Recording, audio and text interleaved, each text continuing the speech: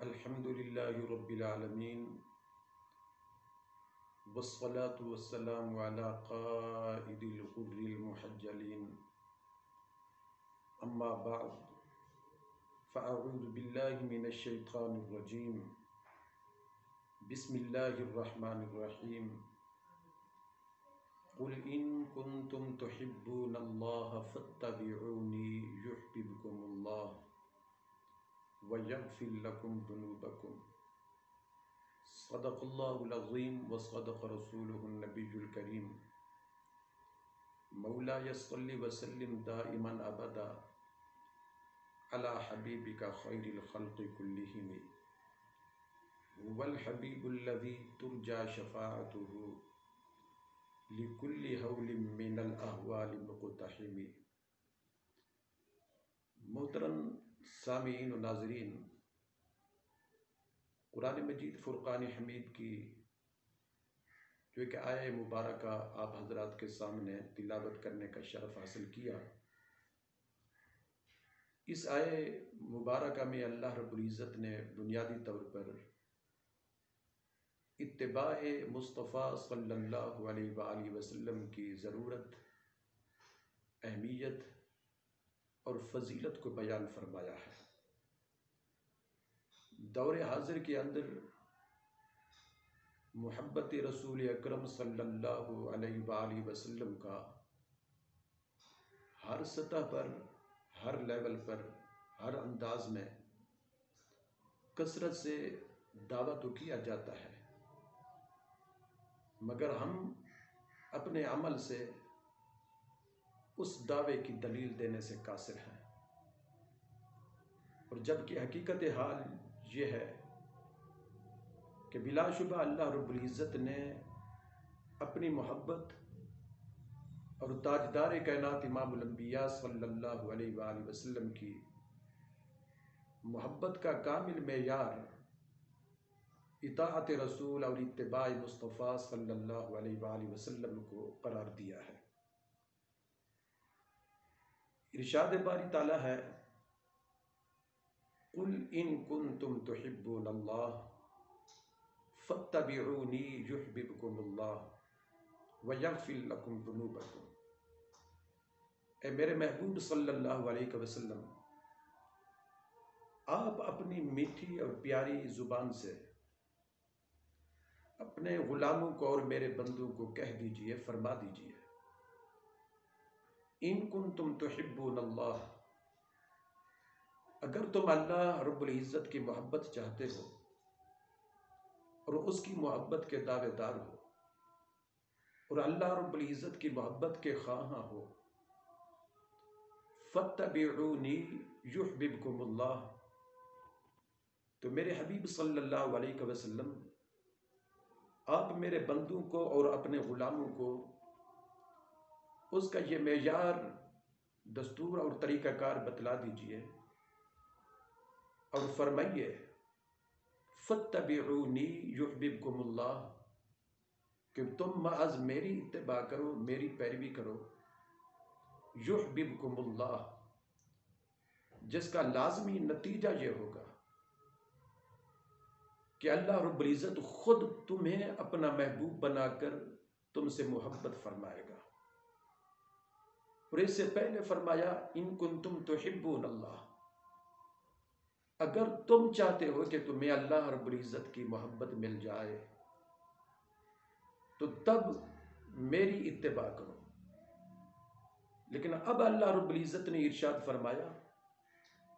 کہ اطاعت مصطفیٰ اور اتباع رسول اکرم صلی اللہ علیہ وآلہ وسلم کا جو لازمی ایک نتیجہ اخذ ہوتا ہے، وہ فقط یہ نہیں کہ تمہیں اللہ کی محبت حاصل ہو جائے گی، بلکہ اللہ رب العزت خود تمہیں حضور علیہ الصلوۃ والسلام کی اتباع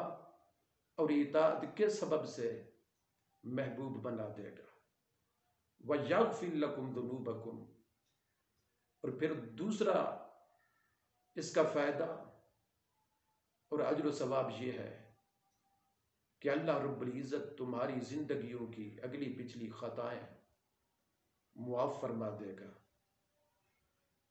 اور وہ بخشش و مغفرت کا مجدہ جاں فضا سناتا ہے ان لوگوں کو جنہوں نے حضور اکرم صلی اللہ علیہ وآلہ وسلم کی اطاعت و اتباع کا دامن تھام لیا۔ صحابہ کرام رضوان اللہ تعالی علیہم اجمعین آقا علیہ الصلوۃ والسلام کی اس آیہ کریمہ اور اللہ رب العزت کے حکم پر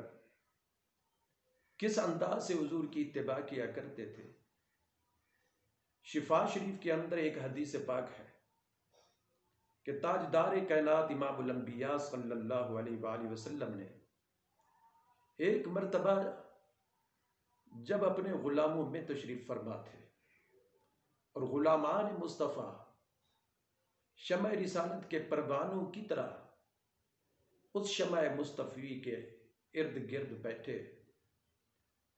جھوم رہے تھے، حضور اکرم صلی اللہ علیہ وآلہ وسلم نے ارشاد فرمایا کہ تمہاری اس دنیا میں سے مجھے 3 چیزیں پسند ہیں، اور آقا علیہ الصلوۃ والسلام کی زبان مبارک کے الفاظ یہ تھے، حبب الی من دنیاکم ثلاث، کہ تمہاری اس دنیا سے، اب تمہاری اس دنیا میں حضور علیہ الصلوۃ والسلام نے گویا اس دنیا کی نسبت اپنی ذات سے نہیں کی، بلکہ فرمایا دنیا کم، خود اپنے غلاموں سے یا قیامت تک آنے والی امت سے نسبت کر دی، اور ارشاد فرمایا حبب الی من دنیاکم، تمہاری اس دنیا میں سے مجھے 3 چیزیں بہت پسند ہیں، محبوب ہیں۔ وہ کون سی 3 چیزیں؟ الطیب والنساء وجعلت قرۃ عینی فی الصلاۃ، سب سے پہلے تو مجھے خوشبو بہت پسند ہے، اور حضرات محترم خوشبو کی اگرچہ حضور علیہ الصلوۃ والسلام کو ضرورت نہ تھی، بلکہ قطعاً ضرورت نہ تھی، لیکن اس کے باوجود بھی تاجدار کائنات صلی اللہ علیہ وسلم خوشبو استعمال فرمایا کرتے تھے، اگرچہ حضور علیہ الصلوۃ والسلام کا اپنا بدن مبارک کائنات کی تمام خوشبوؤں سے زیادہ معطر رہتا، اور حضور علیہ الصلوۃ والسلام کے جسم اقدس سے بہنے والا پسینہ کائنات کی تمام تر خوشبوؤں سے یقیناً افضل تھا اور کامل تھا اور زیادہ نفیس اور عمدہ تھا، لیکن حضور علیہ الصلوۃ والسلام اس کے باوجود بھی خوشبو استعمال فرمایا کرتے تاکہ قیامت تک آنے والی امت مصطفیٰ صلی اللہ علیہ وسلم کی نفاست کے لیے، پاکیزگی اور طہارت کے لیے یہ سنت مصطفیٰ بن جائے۔ اور پھر دوسرے نمبر پر حضور علیہ الصلوۃ والسلام نے ارشاد فرمایا والنساء، اپنی منکوحہ عورتوں سے میرے دل میں یہ محبت اور پسندیدگی اور رغبت ابتدا ہی سے رکھ دی گئی ہے، گویا اپنی منکوحہ عورتوں سے مجھے ہر ایک سے محبت ہے۔ وَجُعِلَتْ قُرَّةُ عَيْنِي فِي الصَّلَاةِ، اور تیسری چیز بطور خاص جو حضور علیہ الصلوۃ والسلام نے ارشاد فرمائی وہ یہ تھی، ارشاد فرمایا امام الانبیاء صلی اللہ علیہ وسلم نے، اور قابل توجہ ہے یہ جملہ، اور دور حاضر میں اس جملے کو سمجھنے اور اس پر یقین کرنے اور اسے فالو کرنے کی بہت زیادہ ضرورت ہے، بلکہ ناگزیر ضرورت ہے۔ فرمایا وَجُعِلَتْ قُرَّةُ عَيْنِي فِي الصَّلَاةِ، کہ نماز کے اندر میری آنکھوں کی ٹھنڈک رکھ دی گئی ہے۔ تو گویا حضور علیہ الصلوۃ والسلام یہ فرما رہے ہیں کہ جب میں نماز پڑھتا ہوں تو میرے دل کو تسکین ملتی ہے اور میری آنکھوں کو ٹھنڈک و طراوت ملتی ہے۔ اور دوسرا اس جملے کا مطلب اور مفہوم واضح طور پر یہ بھی نکلتا ہے کہ حضور علیہ الصلوۃ والسلام نے یہ ارشاد نہیں فرمایا کہ فقط نماز میری اپنی نماز میں میری آنکھوں کی ٹھنڈک رکھ دی گئی، بلکہ ارشاد فرمایا قرۃ عینی فی الصلاۃ، نماز کے اندر۔ اور اس کا مطلب یہ ہے کہ حضور علیہ الصلوۃ والسلام فرما رہے ہیں کہ جو کوئی بھی میری امت میں سے وہ جہاں بھی ہے، جس مقام پر بھی ہے،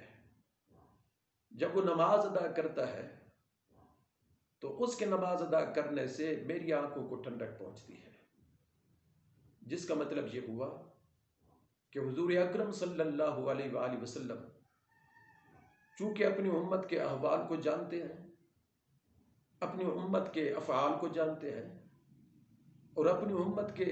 حرکات و سکنات کو جانتے ہیں، حضور علیہ الصلوۃ والسلام کو اللہ رب العزت نے شاہد بنا کر بھیجا۔ آقا علیہ الصلوۃ والسلام اپنی نورانیت سے اور اپنی روحانیت سے اپنی امت کے سارے احوال کو ملاحظہ فرما رہے ہیں۔ تو حضور علیہ الصلوۃ والسلام فرماتے ہیں کہ جب میں دیکھتا ہوں کہ میرا کوئی امتی بھی اپنے گھر میں یا مسجد میں یا جہاں کہیں بھی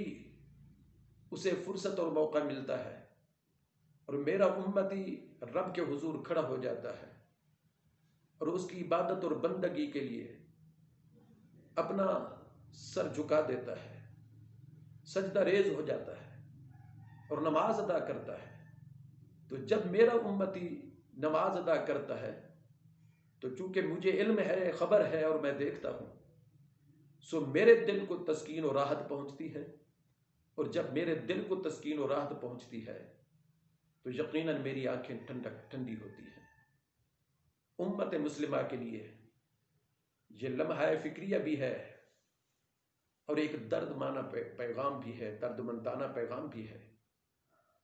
کہ ہم حضور علیہ الصلوۃ والسلام کی آنکھوں کو ٹھنڈک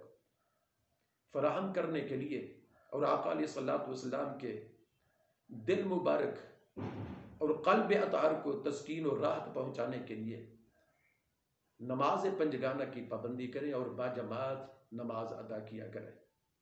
یقیناً اس سے حضور علیہ الصلوۃ والسلام خوش ہوتے ہیں۔ اللہ رب العزت ہم سب کو حقیقی معنوں میں حضور علیہ الصلوۃ والسلام کی اطاعت و اتباع کی توفیق عطا فرمائے۔